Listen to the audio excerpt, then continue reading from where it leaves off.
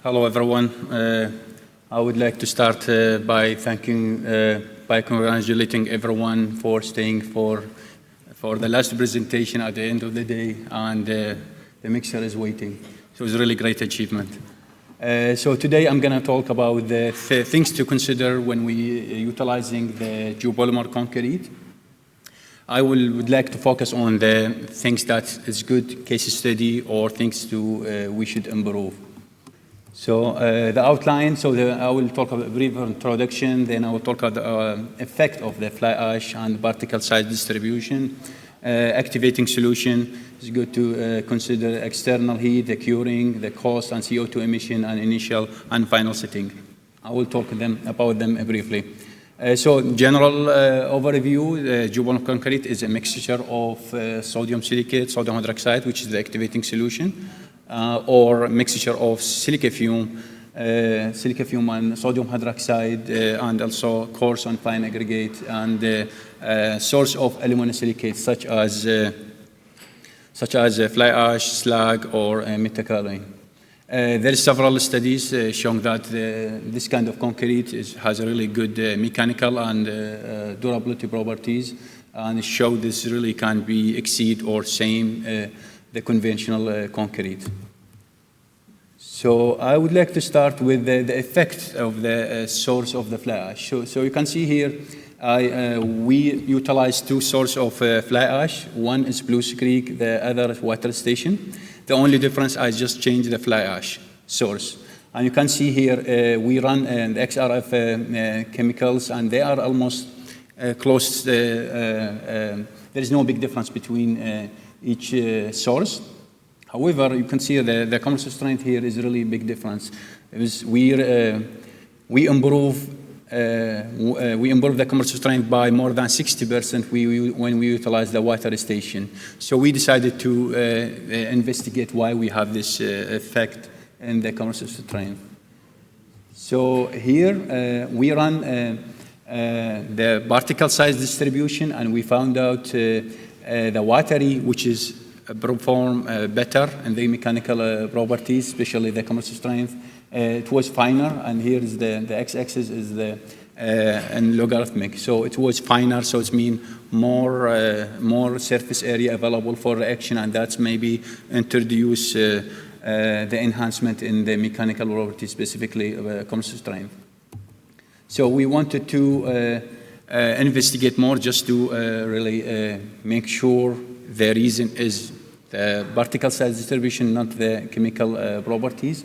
So we compare the watery fly ash and also McMaken, and you can see here the commercial strength, there is no big difference, and the particle size distribution, they are almost same, but watery was a little bit finer. So it's still in the same hypothesis, it's confirming the same hypothesis. So we selected the same, but we added three different fineness to the fly ash. So we selected the McMaken, the same one, but is the 50 and 15 is finer. So the 15 is the finest one and has a little bit very small particles. So you can see here we improve the commercial strength significantly by just changing the grade of the fly ash by keeping the same source, but we just make it finer. So fly ash is really good fly ash source, and especially particle size distribution, maybe gonna control the mechanical properties for the geopolymer concrete. Here, another thing also to consider when we think about this kind of concrete and also supplies, we should think about the supplies, how much fly ash we have. So based on the coal ash reserve, so we have really a big amount of reserve. You could see here the United States or Russia or China is the top lead in the reserve. And also when you can see here the utilization versus the production, we still have some gaps that we could fill out.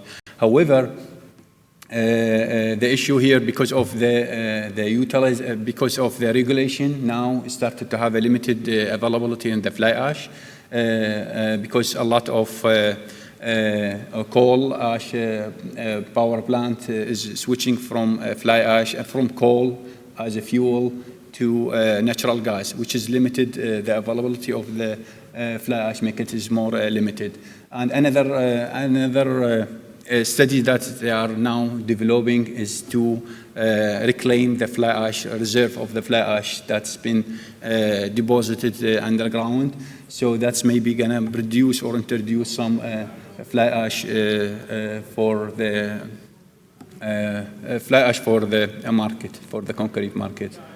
Here also you could focus on, if we could focus on the USA, the black dot here is showing that the coal ash electricity plant, and you can see here most of them in the east coast. So as mean we could say that okay, is it good to start the business in the east coast because it has more fly ash availability in the east, and also the west coast most likely usual has the type C. Even if we have it, there's going to be a fly ash type C. F is going to be in the in the east coast of the United States. So if we think about okay the availability of the fly ash or something, we need to think about also the location. It's going to be good things to consider. The activating solution. So this type of concrete is different. The process is different. So we need to also be considering when we do the mixing. The activating solution is need to be prepared a day ahead, and also we need to mix the water. Sodium hydroxide added also, and is exothermic reaction. So it's mean produce a lot of heat. That's going to introduce some safety concern, and also we have to also add it gradually. If we add it quickly, if we add sodium hydroxide quickly, that's going to make the reaction very aggressive, and sometimes even the water going to go, the solution going to go out of the container. So things we need to also be considered to avoid any issue. The mixing, a little bit, this kind of concrete is a little bit sticky, and is needed to be careful with the mixing when we do it, and also the curing process is going to be different. So here, just to go, so the geopolymer concrete, especially the fly ash type F concrete, need to have external heat. Without that, you could see the compressive strength is reduced a lot when I use just the ambient condition. So the same concrete, but the first one, which is around 80 megapascal, is around 12,000 PSI. I subject this concrete to external heat at around 75 CLZ for 24 hours. And then we test it at 1 day, 7 days, 28 days, the same. So we really have a very high compressive strength initial, but without having the external heat, the compressive strength reduced from 80,000 to less than 40,000. So that's also another thing we need to consider, and that's maybe limit the application. And also I reduce the effect of the temperature between 25 to 70, and maybe this is another solution. If we want to use this concrete, maybe use it in the summer, because 45 CLZ can be achieved in a lot of region, a lot of area, and you could get a good compressive strength is around 70 megapascal. Another thing also we need to think about is the cost and CO2 emission. So if we need to think about utilizing this kind of concrete, we need to think about finding a way either reducing the sodium hydroxide concentration or replacing it partially, because you can see here sodium hydroxide is responsible for more than 80% of the total emission related to this producing this kind of concrete, and also the cost. The sodium hydroxide is very expensive, so if we need to think about that, we need to think about reducing the sodium hydroxide.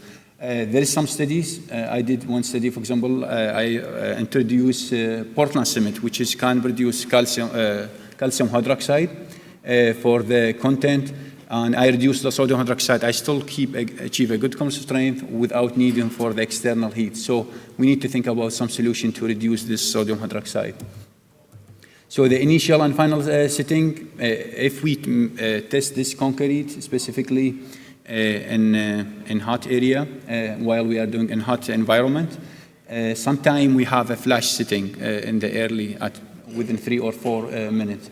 So, however, there is several retarder that has been introduced, non-organic, organic. I use sugar. The main idea is to increase the viscosity, and I found out it's a really good solution to solve and delay the initial and final setting time while the constant strength and the mechanical properties hasn't been compromised. Conclusion, we need to pay attention for the fly ash source and the particle size distribution if we want to produce consistent concrete. Also the fly ash availability and the locations, because that's going to reduce the transportation and also transportation cost. Mixing, curing, this is different concrete. It needs to be cured externally or has to introduce something else. The initial and final setting time also is going to be a little bit different. We need to use some retarder to control the time when is when sit happen. And with that being said, I would like to thank everyone. If you would like to get the reference related to this result, you could just scan the code. Thank you, everyone.